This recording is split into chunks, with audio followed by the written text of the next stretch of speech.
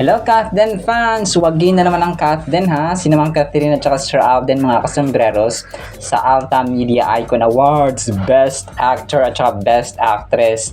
Si Catherine at saka si Tisoy mga kasambreros kakapost lamang po 6 hours ago. Sabi dito ay the Perpetualite family proudly congratulates Miss Catherine Bernardo for winning Best Actress for Film in the 6th Alta Media Icon Awards. Tapos magkasunod sila ni Tisoy mga kasambreros, no? Sabi dito kay Sir Alden, ganun din, no? The Perpetualite family proudly congratulates Alden Richards for winning Best Actor for Film in the 6th October 21 yung kanilang awarding ceremony mga kasambreros, no? And then we hope to see you on October 21, 2025 at the awarding ceremony. Best Actor and Best Actress for Film. So congratulations! Ako ay natutuwa talaga mga kas. Of course, yung Hello Love Again, no, actually halos lahat ng kasi yung Palagi, best theme song din po ang Palagi mga kasambreros, no? Talagang waging-wagi mga kasambreros ang Hello Love Again at saka ang Kathden mga kasambreros. Nakakatuwa lang talaga. So sana nga ay a-attend na si Ma'am Catherine, no? Sabi dito sa Hello Love Again ay pareho, no? Congratulations, Hello Love Again. Movie of the Year naman yung napanalunan at saka napalunan ng Hello Love Again mga kasambreros. Ang Palagi ay Song of the Year naman, no? Ni TJ Monterde at saka ni tawag dito ni Ma'am Casey Tandingan mga kasambreros. So congratulations, no? Song of the Year. Ito po ay gaganapin sa October 2021. So ito po ay abangan natin mga kasambreros. Sana nga ay umattend si Ma'am Catherine mga kasambreros. So although 50-50 na naman ako dito kasi sa sobrang busy ni Ma'am Catherine ay talagang hindi na siya nakaka-attend ng mga awarding ceremonies. So ewan ko ba kung dito kung ano ang reason. Siguro sobrang busy at saka sa kanyang kontrata na iba mga kasambreros, no? And then ito, spotted si Ma'am Catherine at saka behind the scenes ng Out of Order, no? Isa sa mga main items natin mga kasambreros. Si Ma'am Catherine ay kakapost lang, no? Ng isang admin kagabi. Spotted siya, sobrang ganda niya dito, oh. Parang bago ito kasi yung aura niya at saka yung mukha niya mga kasambreros talagang tawag dito, talagang bago at saka halatang bago mga kasambreros yung kanyang mukha kasi ng mga nakaraang taon at saka yung 2023 of course na sobrang payat niya. Hindi ko lang kasi itong kasama niya. Hindi naman to si John Manalo, no? Yung Gawin Bulilit batchmate niya mga kasambreros. So sobrang ganda naman, no? Hindi naman ito si Sam Hindi ito si Sam Concepcion. Hindi si Sam Concepcion. Hindi rin siya si Sam, sinabing isang Sam. Basta may iba pang Sam, may isa pang Sam maliban kay Sam Milby. So hindi naman siya Sam, parang friend niya, no? Parang friend nila mga kasambreros. So naka-white cap si Ma'am Catherine at saka naka-white na sand. Parang parang siya, parang nakapang tennis or parang nakapag pang sport na attire mga kasambreros. So baka after ng tennis or ng badminton or ng indoor table tennis or lawn tennis mga kasambreros ay nagpahinga at saka nagpa-refresh, no, si Ma'am Catherine kasama ang kanyang friends. But correct me if I'm wrong, no, kung bago man ito ay kasi kaka-post na ng admin mga kasambreros. So malamang ay bago ito mga kasambreros, no. And then ito, next item natin, so behind the scenes ng tawag dito ng Out of Order mga kasambreros, no, ni Direct Alden. So posted by Myriad Corporation. So this was 2 years ago mga kasambreros. So ang galing ng husay ni Sir Alden. So 3 roles ang ginampanan ni Phenomenal Box Office King dito. Actor, director, producer mga kasambreros, no. Ang inyong ang inyong Tisoy mga kasambreros. Grabe, no, parang level up talaga mga kasambreros si Sir Alden. Parang only Alden can do this, no. Si Coco Martin, no, ginagawa rin ito kasi nagiging actor, director din si Coco Martin mga kasambreros. So talagang ang lupit lang ni Phenomenal Box Office Cinema King mga kasambreros, no. And then ito, next item natin mga kasambreros, inuulan, no, ng batikos si Ma'am Catherine, mga kasembreros, dahil nga dito sa hindi niya pagdalo, no, dahil parang dito ang point ng nag-post dito si Ma'am Jovi Gatchalian Menyosa. Parang tahimik siya sa mga critical issues. Lalong-lalo na po yung corruption ngayon, mga kasembreros, no. Parang ang daming nagpo-post na mga netizens, which we actually expect, no, from them, kasi nga ang mga tao talagang maraming napupuna talaga yan. Pero masasapawan din naman yan ng mga issues na darating pa, mga kasembreros.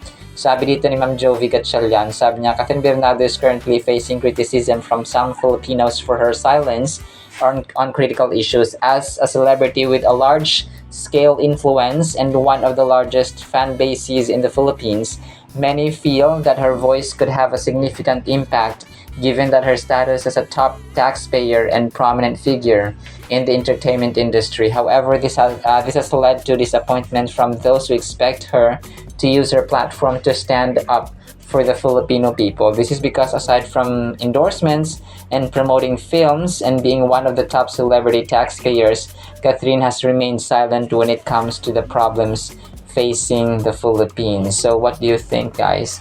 So parang tanong dito ay, does Catherine need to stand in the streets to be considered someone who cares about the Philippines? Let's not forget that Catherine is the number one celebrity taxpayer in the country. She's already helping our country a lot. Isn't that enough? For me, these kinds of issues are up to the person if they want to participate or not. So tama. Nasa kanila yung mga kasembreros, no? And marami kasi ang nagko-comment dito, may mga screenshots ng mga dito na mga questions or mga tanong. May sabi dito sa isa, Tita Min, bakit sobrang inactive na ni Kath lately? Miss na namin siya. Sabi pa ng isa, nakakapagod kang ipagtanggol at supportahan, Bernardo Kath, kasi yung sarili mo lang lagi yung iisip mo. Tapos may crying emoji. Tapos yung isa, napamura yung isa, girl, pinahiya mo kami mga fans mo, kailangan ka namin ngayon. Kahit sa IG mo lang, okay na yun eh. Wag na lang amang hihingi ng tulong sa mga tao pag may movie ka o serie. Tapos sa pamura siya ulit, magsama kayo ng jowa mong trapo. So grabe nun tong isang to, no? Parang awak niya ng buhay ni Catherine, mga kasembreros. So marami, no? May mga screenshots dito na mga so disappointing, Catherine, you are one of the A-listers ng entertainment industry. We need your voice. Sama-sama tayo lalaban, pero bakit wala? Use your platform. 30 anyos ka na, tahimik ka pa rin, Bernardo Kath. Bumoses ka naman, tama na yung pabebe mo. Tapos sabi ng iba dito, nakakapagod kapag so yun nga, no, maraming reasons, maraming hindi lang na naintindihan kasi syempre hindi sila nasa sitwasyon ni Ma'am Catherine na minsan may pangangalagaan kang pangalan, minsan may pangangalagaan kang side ng kontrata mo, ng mga kontrata mo, kasi hindi lang naman isa yung kanyang contracts, mga kasembreros eh. And then may side ka naman na sa fans mo, kung sino yung didinggin mo or paniwalaan mo. Hindi ko alam, no, kasi yung IG or story ni Ma'am Catherine, kahit nasa Instagram story niya, parang sobrang limited, no, unlike Sir Alden na kung ano yung emotion niya, kung ano yung nararamdaman ni Sir Alden, pwede siya mag-post, no, very open, mga kasembreros. So hindi naman natin kinukumpara sila kasi of course, no, magkaiba sila, mga kasembreros. Pero nga, let's respect na lang na number one taxpayer siya, natutulungan niya yung mga kurakot. Hindi, yung mga natutulungan niya yung gobyerno, mga kasembreros, na yun nga, no, mapaunlad ng ating bansa, na sana ay mapaunlad niya kasi nga ay nakukurakot lang, mga kasembreros, na number one taxpayer siya. Kasi si Vice Ganda ay talagang ginamit niya yung kanyang kasikatan at ang kanyang platform para mag-voice out ng kanyang nararamdaman, mga kasembreros. And hindi kasi ganun si Ma'am Catherine, no? She has been telling sa kanyang interviews na hindi siya ganung tipo na magre-revenge or parang tahimik lang siya. Pero sometimes, no, yung point ng ibang fans dito, hindi naman all the time na maging tahimik ka na lang, no, especially when you contribute the most sa society. Pero yun nga, another, yung pinaka talaga dito sa lahat ay yung kontrata, kasi may mga legal basis yun sila. Yung mga kontrata nila, may mga pag nag-breach yan, kapag may na-violate ka dun sa kontrata, pwede kang ma-penalty, and yun nga, red flag yun para sa iyong mga brands, mga kasembreros. So ganun po siya. And then ito, last item natin, mga kasembreros, no? Si Sir Alden nag-post sa kanyang Instagram story yung white flower niya na endorsement mga kasombreros, na kung saan niya nasa mesa siya, tapos may mga white flower na iba-ibang sizes from Studio 24C mga kasombreros. So, in the meantime, sinamaw sa ating Cat items. Sana po ipakinggan po natin ang Word of God. Today is September 23, 2025, Tuesday na po, no? Sana po ay pakinggan po natin ang Word of God. At para po sa ating Word of God, is sobrang ganda po nito mga kasombreros. Ang title po, Libreng Regalo. Romans 3:24, GNT version po. But by the free gift of God's grace, all are put right with Him through Christ Jesus, who sets them free, or who sets us free mga kasombreros. So regalo, no? Speaking of regalo, ay malapit na ang Pasko. Na usong-uso ang exchange gift, no? Pagbibigyan ng regalo mga kasombreros. So pero ngayon parang natabunan, no, ng issue ng korupsyon yung ating unang pasok ng September or ng Burr month mga kasombreros. Kung kaya ang mga tao ay parang hindi feel yung yung presence or yung pagpasok ng September na Burr month. And dati, no, talagang masaya ang Burr month kasi nga people were very excited, no, talagang kasi nga pag Burr month talagang excited na ma-feel yung Pasko feels mga kasombreros, yung Christmas feels mga kasombreros, na kung saan ang Pilipinas ay ang may pinakamahabang celebration ng Pasko sa buong daigdig mga kasombreros. Inaabot ng 6 months, no? 4 months mga September, October, November, December. Sometimes, no, first week ng January feel pa natin yung Pasko mga kasombreros. So running 4 months mahigit mga kasombreros ang ating Christmas celebration. So yun, actually, no, tayo may pinakamahabang Christmas season sa buong mundo. So ito mga kasombreros ay iba, no? Kahit hindi Pasko, kailangang feel at nasa buhay natin ito mga kasombreros, libreng regalo. So although medyo redundant siya, no, kasi libreng regalo, kasi ang regalo ay libre naman talaga yon mga kasombreros. Pero to emphasize the weight, no, the importance and the significance of God's grace ng kanyang regalo mga kasombreros, ay sinabi dito, no, ito yung nilagay yung dalawang words na free tapos gift mga kasombreros. So si Jesus Christ ay ang libreng regalo. Okay? Imagine natin, wala tayong ginawa, wala tayong accomplishment, tapos binigay lang ng Panginoong Diyos Ama sa langit mga kasombreros si Jesus Christ because of His great love. Wala na ibang reason, wala na ibang dahilan na pwedeng sabihin, pwedeng ilagay, pwedeng i-document ang Diyos Ama natin na po pwedeng magsalba at magligtas sa tao. Only that 4-letter word, love mga kasombreros, dakilang pag-ibig, dakilang pagsinta, no, pagsintang wagas na hindi nagwawakas mga kasombreros. So dahil sa kanyang dakilang pag-ibig sa atin, kasi wala naman tayong ginawa hindi naman tayo, kasi di ba tayo, kunwari yung anak natin or yung tao na gusto nating gantimpalaan, so bibigyan natin yung ng task, no, ng gawain. O ito, pag natapos mo to, bibigyan kita nito. O pag natapos mo to, bibigyan kita. Yung humanity, no, bago dumating si Jesus, wala, no, actually deserving na natin na itapon lahat sa impyerno kasi nga makasalanan na tayong lahat. Imbis na punishment yung binigay ng Diyos Ama sa atin, kasi after nila Noah, after nila Moises, after ng mga prophets and so on, wala na, deserving na natin ang patayin, deserving na ng buong humanity ang itapon sa impyerno because we deserved judgment rather than reward or gift mga kasombreros. Saan ka nakita ng isang tao na, isang anak for example, or magulang, na yung anak niya punong-puno ng kasalanan niya yung araw, tapos pagkagabi binigyan pa ng regalo, di ba? So naka 10 strikes na kasalanan yung anak mo ngayong araw.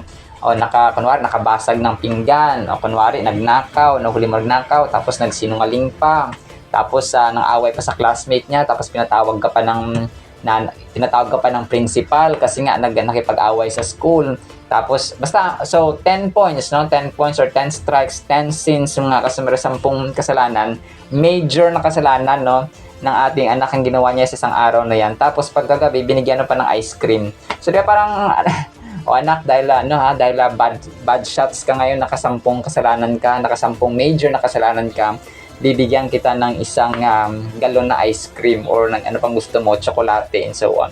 So, di ba, para siyang kabaliwan, para siyang kahangalan mga kasembrero sa level ng taong kapag yun yung ginawa mo, di ba? But God, no, out of His great love, ay binigyan tayo ng regalo na alam niyang lifetime and eternal nating dapat mahalin, ibigin at isapamuhay sa pamamagitan ng pananampalataya mga kasombreros. So walang kapantay. Kung kaya sasabi natin na at sasabi ng Biblia na walang kapantay, walang katulad ang pag-ibig ng Diyos sa atin. Kasi kung ang sa level ng taong pagbabasehan, walang-wala. May isang major na kasalanan pa nga lang yung anak natin at saka yung asawa natin, for example, or ang kapatid natin sa araw na to, di ba? Parang nanggagalaiti ka na hindi mo siya kausapin, no? Mapatampuhan time na kayo. So, di ba? So, ganun katindi. Kung kaya yung mga tao ay parang na-underestimate nila yung dakilang pag-ibig ng Diyos kasi parang God is love, o Diyos ay pag-ibig, mahal tayo ng Diyos. But they don't go beyond, no, sa lalim, sa bigat, sa lawak, sa taas mga kasombreros at sa haba ng pag-ibig ng Diyos sa atin na walang kapantay at walang katulad. And kung nafe-feel natin at saka we have faith, naniniwala tayo, titiwala tayo na ganun katindi ang pag-ibig ng Diyos sa atin. So nakita yun sa actions natin. Naglalaan tayo ng panahon sa Kanya. So time is really important. Sinasabi natin time is gold. Tama po yun, time is precious. So kung kaya yung time natin sa Panginoon sa pagbibigya ay dapat din binibigay natin yun mga kasunod sa Panginoon kasi nga wala namang nagmamayari ng oras. Okay? Lahat tayo gumagamit, nagkokonsumo ng oras, ng time sa dimension ng mundong ito mga kasombreros. We have 24 hours a day, 24 hours a day mga kasombreros, and then lahat tayo nagkokonsumo. So, kung lahat tayo binibigyan ng ganong oras mga kasisang araw, how do we use our time? May agenda ba tayo para sa Panginoon? Or lahat lang sa ating agenda? Ito gusto ko ngayong araw, ito gusto ko ngayong araw, ito gusto ko ngayong araw. So wala na si Lord sa ating buhay, which is, kumaga pa, hindi ka lugod-lugod sa kanyang harapan mga kasombreros. So si Apostle Paul dito ay na-address niya yung nature ng salvation sa pamamagitan ng pananampalataya at grasya ng Panginoon mga kasombreros sa Romans 3:24. So ito po ay nagninesel sa larger discourse or mensahe ni Apostle Paul mga kasombreros na nag-explain ng humanity's universal sinfulness. So meron tayong universal sin kasi mga kasombreros, no? And the righteousness that comes from God through faith in Jesus Christ. So kasi pangkalahatan general na kasalanan ng tao mga kasombreros, kung kaya yung pagbayad ng ating Panginoong Diyos sa pamamagitan ng kanyang kaisa-isang anak. And ito pa kasi kabaliwan kasi ito parang ibibigay mo yung anak mo sa kapitbahay mo tapos duduraan, ipapako sa krus, susuntukin, and so on, sasampalin, and so on mga kasi. Di ba kabaliwan yun mga kasombreros, no? Parang tayo yung nagkasala, Diyos yung nag-set ng rules, si Lord ang lumikha sa atin, siya yung nag-set ng batas kasi nga yung commandments, kasi nga yung mga tao grabe na, wala na silang preno sa paggawa ng kasalanan, by violence dito, violence doon. Tapos tayo yung nagkasala, pero ang pinambayad niya sino? Diba? Si Lord Jesus Christ, yung kanyang anak pa rin, sila pa rin yung gumawa ng way mga kasombreros na tayo po ay mas-save sa eternal doom mga kasombreros or eternal damnation or eternal condemnation. So grabe, no?